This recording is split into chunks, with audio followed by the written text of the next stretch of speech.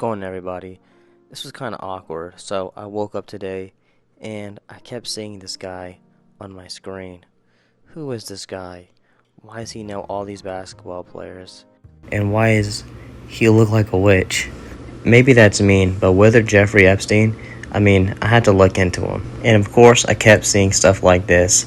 Before today, I actually saw him maybe like 2 days ago with LeBron related stuff, but here we are. Could be construed as being limiting or binding, but I don't look at it that way. I welcome the challenge. Many people play it safe in many ways, including love. This is not necessarily my strong suit, or necessarily something I would continue making videos on, a lot at least, but again, figured I had to do it. I don't know who will, and I'm not going to wait around. Hopefully this video catches traction and someone does a real deep dive onto who this man actually is. But until now, here's what I have for you. I don't play it safe. If something is very fulfilling, that's all I'm looking for. I'm not looking for happiness number one versus happiness number two. I don't rank happiness. With women, sometimes it's difficult to rank them also because when it comes to women, there's... So this was the first video I saw about him, and I'll have all the videos about him that are in this video at least in the description. But again, going back to this and why I paused here, so he's talking about himself and his past, and I was just curious. You saw J-Lo and Cameron Diaz, and I don't know who this girl is next to Cameron Diaz, next to him, but I'm sure she's famous as well. So that's telling me he has power or some type of fame, and he's not just basketball related. that my life just keeps getting more and more exciting as I my undergraduate work, and then I attended UCLA as a graduate student. In this audio, he's going to cover 1, his background to a degree, 2, how he's known in the basketball world or how he got the love of basketball, I guess, and 3, he's going to show you some of his architecture, and you'll see how rich he is, and I guess how he makes money to some degree. This is a sculpture I had made by a French sculptor, and it's a sculpture of John Lautner, the architect of the house. I studied in college at the beginning mathematics and physics, and I'll pause it here and let it continue, but you're going to see Rihanna, Selena Gomez, and the Migos. decided I didn't want to be a scientist or an engineer, and so I gravitated to economics and finance. Here are my fish, and I had 2 turtles, one of which you see right here. After I finished graduate school at UCLA, I decided I wanted to stay in Los Angeles and went to work for a real estate investment firm. Eventually started making investments on my own, and these investments have turned out all right, and I've been able to really do what I wanted to do without worrying too much about working hard. And yeah, though the basketball hasn't really came up yet, you're going to see here, or you have seen, that he knows a lot of people, and whether he's laying pipe or giving spells or just making their houses, because he does go on to say he's an architect and he loves clothing, maybe that. I've been able to enjoy life, and so things have worked out pretty well.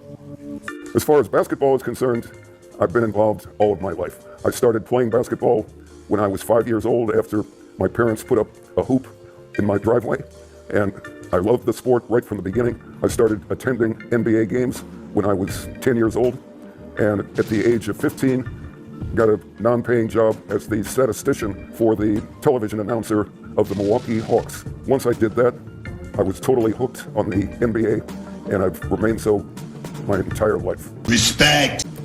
From here, you get a vantage point of the design of the house in a better way than any other one experiences from the pool is available in my bedroom.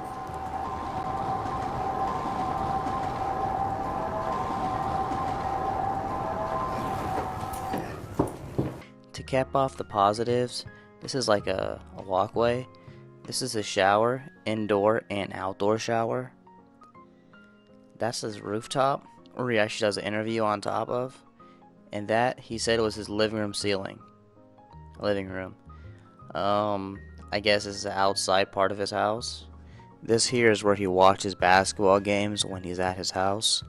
You see the screen coming down, and then we have a pool with a screen that actually goes over it to cover it. To wear the latest style from the top designers in Paris and Milan. And each fashion season, I do extensive shopping and look for something that's new, unique, very special, and something that makes me look good at the same time. So I like slim-fitting pants, short jackets. I like to accessorize the latest jacket with a scarf, with my wide-brim hat, with some nice boots, and I put it all together, and whatever ends up is my latest fashion statement. I try to be different from everybody else.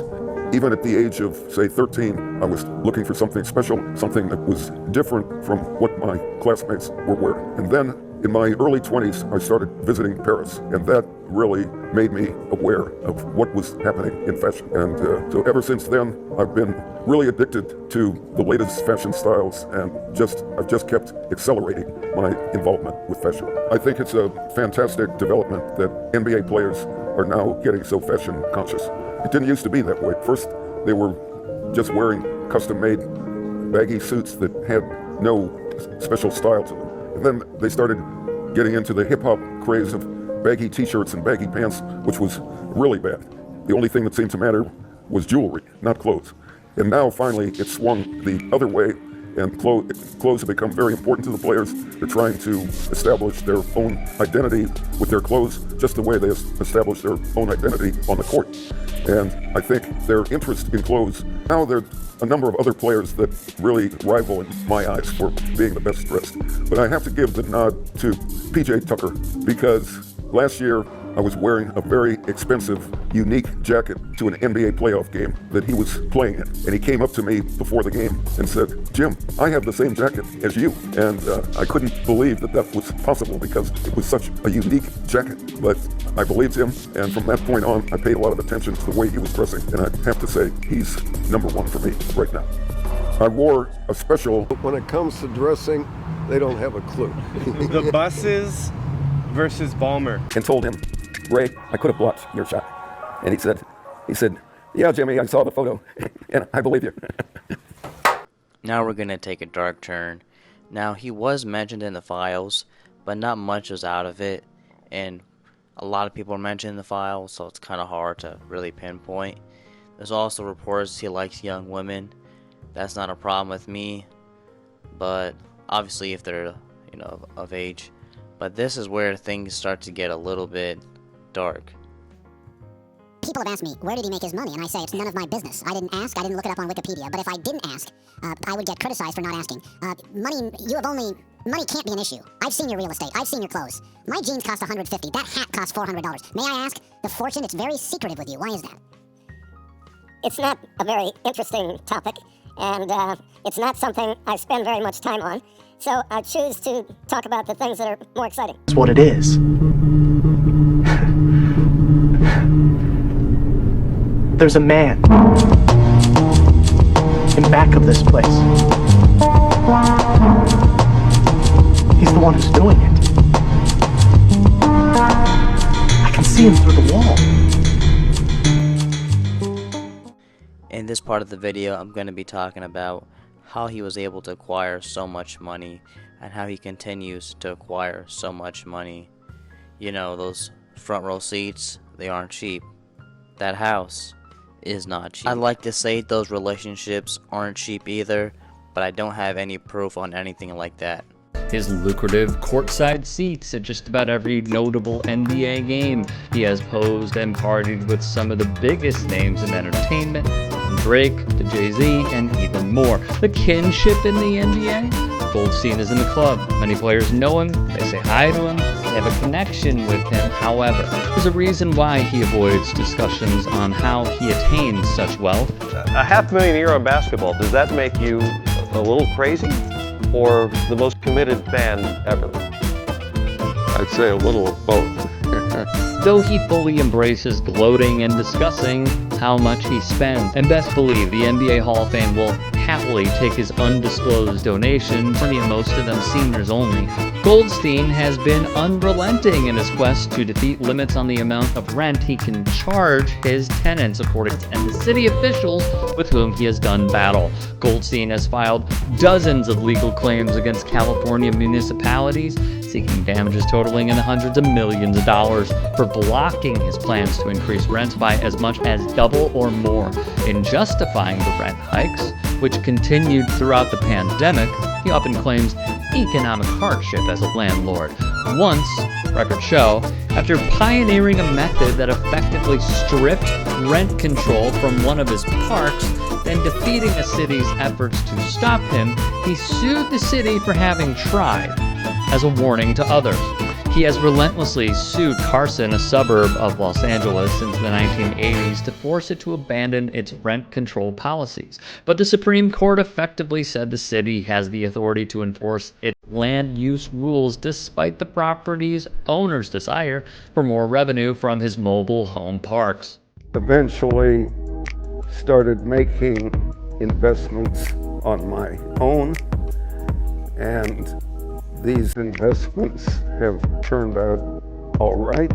Goldstein owns two 400-unit parks on Avalon Boulevard near the StubHub Center, now Dignity Health Sports Park in Carson.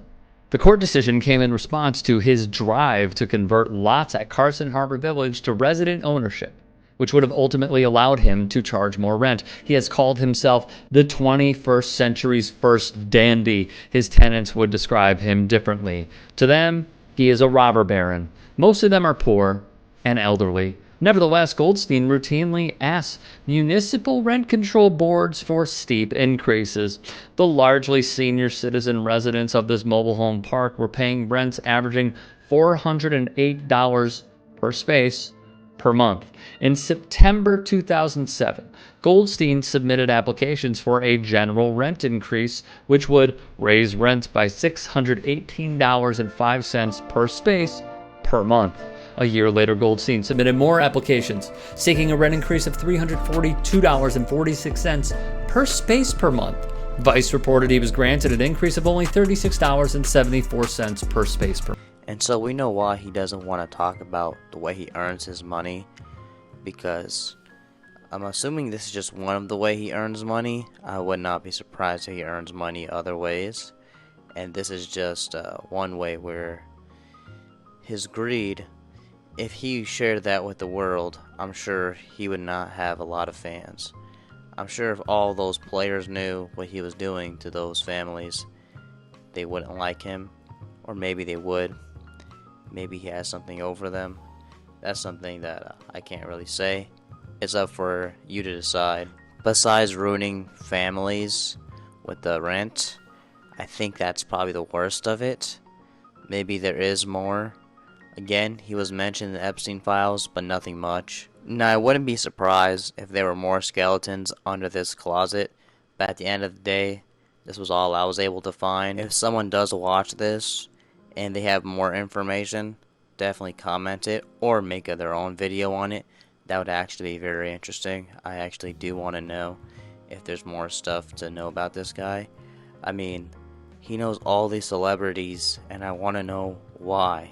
Just wanted to share this. Didn't know if anyone ever will or would, but I'm going to go back to real hoops. Until next time, so long. I was going to end the video with the AI overview, date of birth, stuff like that, but you could honestly Google it. Instead, here's my favorite video I found. Warning to any LeBron James fans.